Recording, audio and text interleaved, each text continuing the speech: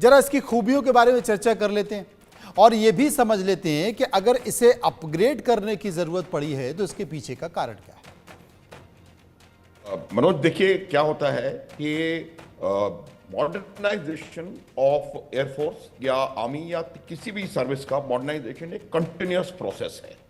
अब मॉडर्नाइजेशन करने के लिए क्यों आवश्यकता पड़ती है? क्योंकि जो पूरे विश्व में एयरफोर्स के जो जितने भी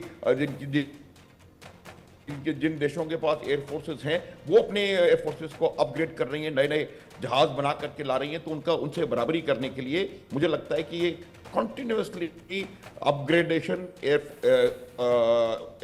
जो हमारा इक्विपमेंट है, जो हमारे पास होल्डिंग है, उनका होता रहना चाहिए। दो तरीके हो सकते हैं, एक ये कि हम ऑफ द शेल्फ एक नया जहाज खरीदें, और जैसे कि अभी F-35 के ऊपर बातचीत चल रही है और हमने रफेल लिया, और दूसरा ये होता है कि जो हमारी जो एयरफोर्स की मेन होल्डिंग है, जो एयरफोर्स की रीढ़ है, वो है सुखोई 30 MK1 मार्क 1। तो इसका जो अभी आवश्यकता थी कि इसको हम बेहतर बनाएं, इलेक्ट्रॉनिक वॉरफेयर के हिसाब से बेहतर बनाएं, मारक क्षमता के हिसाब से बेहतर बनाएं, रडार जैमिंग करने के हिसाब से इसको बेहतर बनाया जाए, संचार कम्युनिकेशन जैमिंग ये बहुत इंपॉर्टेंट होता है कि आप किस प्रकार से आसमान में और जमीन पे दुश्मन को चकमा देकर के दुश्मन के जहाज को, दुश्मन की एयरफोर्स को ध्वस्त कर सकते हैं, तो वो जरूरी था। इलेक्ट्रॉनिक इंटेलिजेंस की आपको मुझे लगता है इसमें जरूरत पड़ इंप्रूवमेंट, इलेक्ट्रॉनिक इंटेलिजेंस में इंप्रूवमेंट होने की आवश्यकता है। एआई का साथ हम इसमें इनकॉर्पोरेट करने की हमें आवश्यकता है, और जो नई जनरेशन एवियोनिक्स है, जिसको जनरेशन 6 जनरेशन ऐसे बोलते हैं, तो उस जनरेशन एवियोनिक्स की आवश्यकता है। तो ये जो कदम उठाया गया है जिसमें कि 240 इंजन है, वो 240 इंजन अगले 8 साल में इंडियन एयरफोर्स को मुहैया कराए जाएंगे, और पूरा इंडियन एयरफोर्स का सुखोई MK1 का फ्लीट जो है वो नया हो जाएगा, और इस तमाम टेक्निक के साथ वो लैस हो जाएगा। अब सबसे बड़ी जो इसमें एक और चीज में बताई जा रही है वो ये है कि आप जब इलेक्ट्रॉनिक वॉरफेयर, एक होता है दुश्मन के बारे में, दुश्मन के जहाज को पकड़ना, दूसरा होता है कि दुश्मन को चकमा देना ताकि दुश्मन के रेडार, दुश्मन का इलेक्ट्रॉनिक सिस्टम आपको नहीं पकड़ पाए। इलेक्ट्रॉनिक वॉरफेयर, किसी भी वॉर, चाहे वो एयरफोर्स हो, चाहे वो आर्मी हो, चाहे वो नेवल वॉरफेयर हो, ये हर एक का एक बहुत इंपॉर्टेंट पार्ट हो गया है, खास करके अब जबकि एआई और इस प्रकार की तमाम नेटवर्क सेंट्रिक एक्टिविटीज जो है वो बहुत ज्यादा टेली बेसिस पे एडवांस होती चली जा रही है।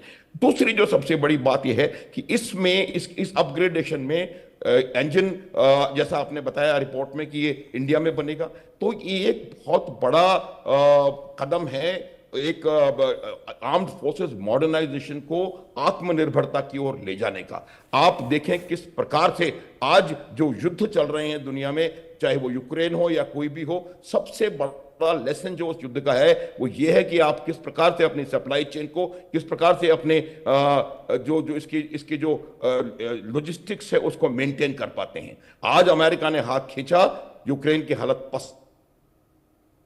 तो ये बात इसलिए अब बतानी आवश्यक है कि हमें इस चीज की जरूरत है कि हम अपनी एंटायर एयरफोर्स को किसी प्रकार से आत्मनिर्भरता, होम जो इंडिजिनस इक्विपमेंट मेकिंग बना कर दें, और यही इसमें एक बहुत बड़ा कदम है। 56-58% मुझे लगता है कंपोनेंट्स इसमें मेड इन इंडिया होने वाले हैं, और assembly in any case HAL में होने वाली है। तो एक बहुत बड़ा कदम है। अभी आप देखें जिस प्रकार से भारतवर्ष आज की परिस्थिति में दो फ्रंट्स, इनफैक्ट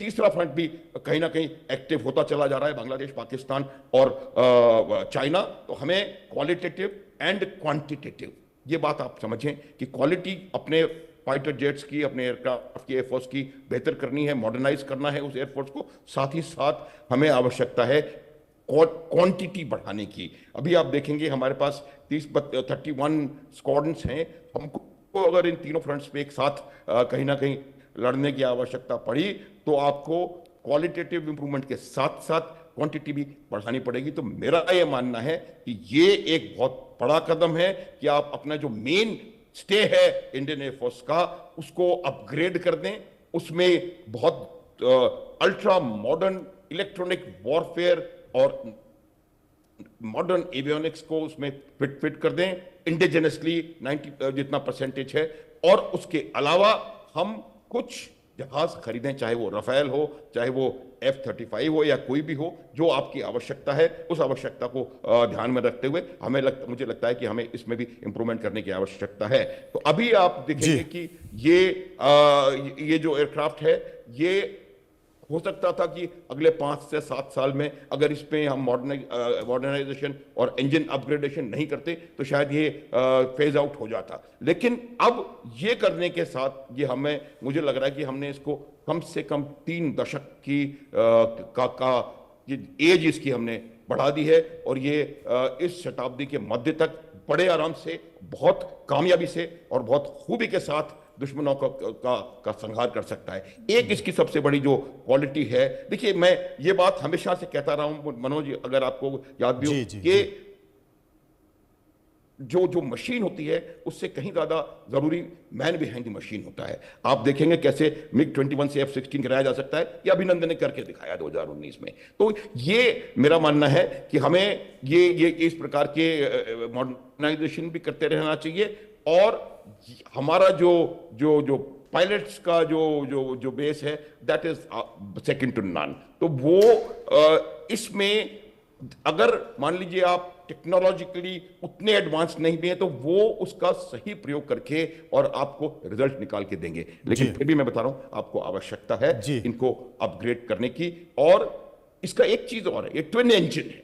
ट्विन इंजन से आपको मुझे लगता है कहीं एक एयर वॉरफेयर में एक बहुत फ्लेक्सिबिलिटी आपको मिलती है कि कहीं खुदा ना खास्ता कोई इश्यू हो जाए तब भी वो एयरक्राफ्ट आपका आगे चल के और दुश्मन के साथ लोहा ले सकता है। तीसरी बात इसकी है कि ये air to air and air to surface simultaneously, Devnath साहब इसको बेहतर बता पाएंगे, साइमल्टेनियसली दोनों को एंगेज, टारगेट्स को एंगेज कर सकता है, और इससे उसकी एंड्योरेंस बढ़ेगी इस अपग्रेडेशन से, और इस अपग्रेडेशन से उसकी कैपेबिलिटी, जो एक्सटर्नल लोड है, पेलोड, उसको ले जाने की कैपेबिलिटी बढ़ेगी, ताकि आप इस जहाज को और बेहतर और घातक बना सकते हैं। मनोज जी, यूके देवनाथ साहब मेरे साथ मौजूद हैं। यूके देवनाथ साहब, cabinet committee on security CCS ने करीब 1 साल पहले इस खरीद को मंजूरी दी थी, और उसके बाद ये अब मूर्त रूप लेने जा रहा है। इसमें जो बहुत सारी शर्तें हैं, उनके साथ साथ ये भी कहा गया है कि कुल अनुबंध का करीब 50% स्वदेशी सामग्री हो। इसके साथ साथ कुल अनुबंध मूल्य का कम से कम 60% IC हो। इन इंजनों में 54% से अधिक स्वदेशी सामग्री हो, जिसका जिक्र खुद अनुज साहब भी कर रहे थे। तो किन मायनों में देखा जाए कि ये महत्वपूर्ण है और भारत के लिए एक बेहतर कदम होगा? जी हाँ मनोज जी, बहुत महत्वपूर्ण कदम उठाए जा रहे हैं ताकि भारत में ही सुखोई 30 को हम अपग्रेड कर सकें। ट्रांसफर ऑफ टेक्नोलॉजी देने में रूस कभी भी हिचकिचाया नहीं। अगर हम याद करें तो 60 और 70 के दशक में से ही रूस की मदद से हमने MiG-21 HAL में बनाना शुरू कर दिया था, और अभी भी HAL सुखोई 30 बनाते हुए बहुत शानदार काम कर रहा है। जाहिर बात है कि जब सुखोई 30 HAL बनाता है तो उसमें से शुरुआती दौर में कुछ कंपोनेंट्स रूस से आते थे, क्रिटिकल कंपोनेंट या ऐसे कंपोनेंट जिसकी ट्रांसफर ऑफ टेक्नोलॉजी देने में रूस तैयार था, लेकिन भारत में हमें उस ट्रांसफर ऑफ टेक्नोलॉजी लेने में दिक्कत आ रही थी। क्योंकि जाहिर बात है, हवाई जहाज है, कॉम्प्लेक्स है। रूस कहता है कि हम आपके यहाँ बूस्टर पंप बना देंगे, लेकिन हमें मालूम है कि बूस्टर पंप जो बनाने की टेक्नोलॉजी है वो इतनी ज़्यादा कॉम्प्लिकेटेड है। उसमें हीट टेस्ट करना पड़ता है, प्रेशर टेस्ट करना पड़ता है, वाइब्रेशन टेस्ट करना पड़ता है, रिसाइकल टाइमिंग टेस्ट करना पड़ता है। तो हमने रूस को बोला कि हमें फिलहाल इसका जो बूस्टर पंप है वो आप रूस से ही बना के हमें दीजिए। लेकिन अब जब ये जहाज ऑलरेडी भारत में 30 साल से उड़ रहा है, तो आस्ते आस्ते स्वदेशीकरण के तहत ज्यादा संख्या में कंपोनेंट्स भारत में ही बनाए जा रहे हैं। तो इसका जो इंजन है बहुत ही बढ़िया इंजन है, दुनिया के बेहतरीन इंजन में से एक है। AL-31 है, रिलायबल इंजन है, बहुत पावरफुल इंजन है। अब हम उसको रूस की मदद से भारत में ही अपग्रेड करके AL-31 FP इंजन लगाएंगे, जो कि ज्यादा पावरफुल होगा, ज्यादा फ्यूल एफिशिएंट होगा। तो कुल मिला के बात है कि इंडियन एयरफोर्स को बड़ी तादाद में फाइटर विमान चाहिए। आ, हमारे पास तकरीबन तकरीबन 800 फाइटर विमान होने चाहिए। आज की तारीख में हमारे पास करीबन 600 फाइटर विमान हैं। जी। और उसमें से भी किसी भी समय में अगर हम देखें तो 600 में से, जैसे कि सब मशीनों के साथ होता है, 600 जो हमारे पास फाइटर विमान है इंडियन एयरफोर्स में, किसी भी समय आप देखें उनमें से करीबन 100 ऐसे हैं जो कि रिपेयर या ओवरऑल कर रहे होते हैं। तो अगर युद्ध होता है तो शायद इंडियन एयरफोर्स खींच खांच के 500 युद्धक विमान खड़ा कर पाएगी। दिक्कत यह है कि 500 युद्धक विमान, फाइटर विमान अगर इंडियन एयरफोर्स के पास होंगे, उससे हम देश की आसमान की सुरक्षा तो कर लेंगे। और जैसा कि जनरल माथुर ने बताया कि हो सकता है हमें पाकिस्तान का सामना करना पड़े युद्ध में और पीछे से चीन परेशान करे, या उल्टा जैसा गलवान में हुआ कि गलवान में और पूर्वी भारत में हमें चीन का युद्ध का सामना करना पड़े और पीछे से पाकिस्तान शरारतें करे।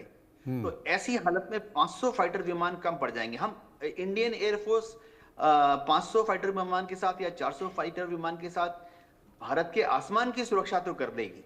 यानी अगर कोई पाकिस्तान का विमान अंदर आ जाएगा, चीन का विमान अंदर आ जाएगा, तो हम उसको रोक देंगे, शूट डाउन भी शायद कर देंगे, भगा देंगे। लेकिन आज जो इंडियन एयरफोर्स की नफरी है, इसके साथ हम चीन में घुस के या पाकिस्तान में घुस के जबरदस्त हमला नहीं कर सकते। हाँ, इक्का दुक्का छोटा मोटा अटैक उधर कर देंगे, लेकिन ऐसा युद्ध जिसमें इंडियन एयरफोर्स पाकिस्तान की ईंट से ईंट बजा दे या चाइना की आर्मी को तिब्बत में खदेड़ दे इंडियन एयरफोर्स, शायद हवाई जहाज कम पड़ रहे। इसलिए CCA cabinet committee on security ने सुखोई 30 के फ्लीट के लिए 12 नए सुखोई रशिया से खरीदने का प्लान किया और इंडिया में पुराने सुखोई को अपडेट किया जा रहा है। जी मनोज जी। मेरे साथ अनुज माथुर साहब बने हुए हैं। अनुज माथुर साहब, इन तमाम बातों के साथ साथ एक विषय बार बार आता है और वो आता है इंजन का। बहुत सारी चीज़ों में हम आत्मनिर्भर बन रहे हैं, लेकिन इंजन के मामले में हम बहुत पीछे हैं। नहीं, देखिए मनोज, बहुत पीछे तो हम नहीं हैं, लेकिन उसकी मैं वजह बताता हूं। आज की तारीख में आप देखेंगे तेजस बन रहा है, पूरी तरह से नहीं बन रहा है, ट्रांसफर ऑफ टेक्नोलॉजी हो चुकी है। अब अगर आप एक इक्विपमेंट जो कि बाहर से हमने खरीदा है, उस इक्विपमेंट की कैपेबिलिटी को बढ़ाना चाहते हैं, तो उसके लिए आपको कहीं ना कहीं और सोच विचार करने की आवश्यकता है। लेकिन इंजन्स को भारत में ही तैयार करना, ये मुझे लगता नहीं कि बहुत ज्यादा दूर ये चीज है। और हम बहुत जल्द पूरा फाइटर जेट पूरी तरह से 5th and 5.5 generation fighter jet जो है, आप देखिएगा इस दशक के अंत तक आते आते आप देखेंगे कि मेरी समझ से हम उस फाइटर जेट को रोल आउट कर पाएंगे 2030 तक, 2032 तक। ये एक ऐसा टोटली इंडिजिनस फाइटर जेट हम लोग रोल आउट कर पाएंगे। लेकिन आपको मैं एक बात बताऊं, देखिए, जब जो इक्विपमेंट तैयार होता है, जैसे जो फाइटिंग मशीन है, फाइटिंग मशीन वो पूरी जितने भी उसके कंपोनेंट्स हैं या आर्मामेंट है, वो ओरिजिनली डिजाइंड होता है और कॉम्प्लीमेंट्री होता है एक दूसरे के साथ। अब उसमें अगर आपको किसी एक चीज को बढ़ाना है या घटाना है, तो उसका असर पूरी मशीन के ऊपर पड़ता है। आपको मैं टैंक का एक उदाहरण देके, if you allow me to do that, उदाहरण देके बताऊंगा कि अगर आपको टैंक की प्रोटेक्शन बढ़ाना है, तो आपको उसके इंजन की पावर बढ़ानी पड़ेगी। आपको उसमें कहीं ना कहीं उसके अपगन उसको करना पड़ेगा। तो उसी प्रकार से